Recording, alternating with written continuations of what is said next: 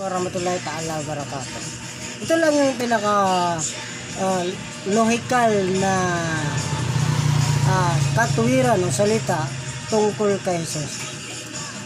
Kung si Jesus ay ang misyon niya para magdusa at ipako sa cross, so wala na siyang ibang irereklamo tungkol dyan. Dahil ang misyon niya para tubusin niya ang inyong kasalanan. Ano pa ba ang question diyan? Bakit ka pa magtatago? No? Dapat ipresenta mo ang iyong sarili sa mga humuhuli dahil yun ang misyon mo. Sa katayuan ni Jesus Christ, bakit siya nagtatago?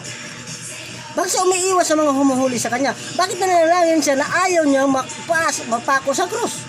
Nandun ba yung lohikal ng pagtubos? Nandun ba yung lohikal na ginusto niya magpapako sa krus? Ano ba kayo? Wala kayong pag-iisip? Hindi nyo ba minumuni-muni? Kung ikaw ginusto mo na ipako ka sa krus, bakit ka mo iiwas? Diba? Tingnan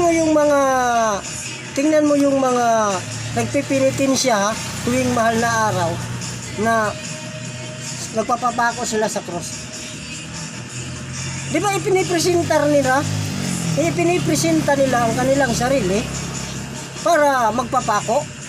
Kasi ang misyon nila para magdusa. Ang misyon nila, ang panata nila, para ang purpose para mapatawad ang kanilang kasalanan, kaya nagpapapako sila sa krus. Walang question doon. Walang kuskus balungos dahil yun ang gusto mo na ipako ka sa krus.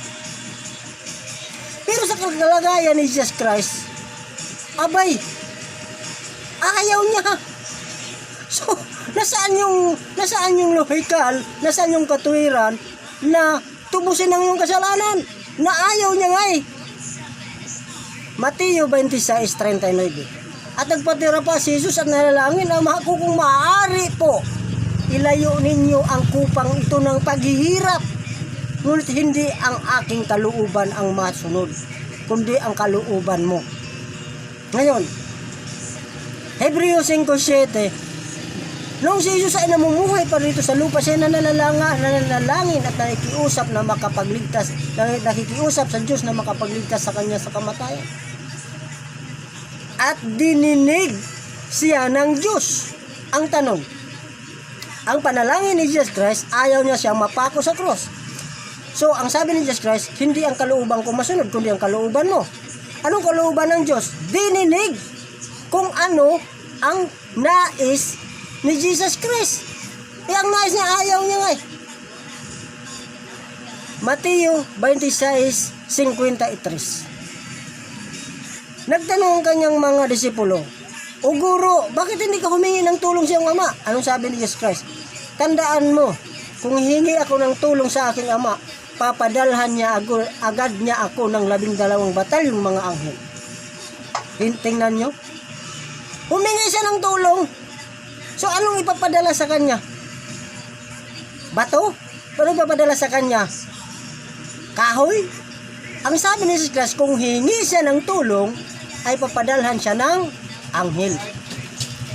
So, anghel, wala padala. Walang ibang doon. Involved, hindi. Anghel. Kaya nga nito sa Caloocan.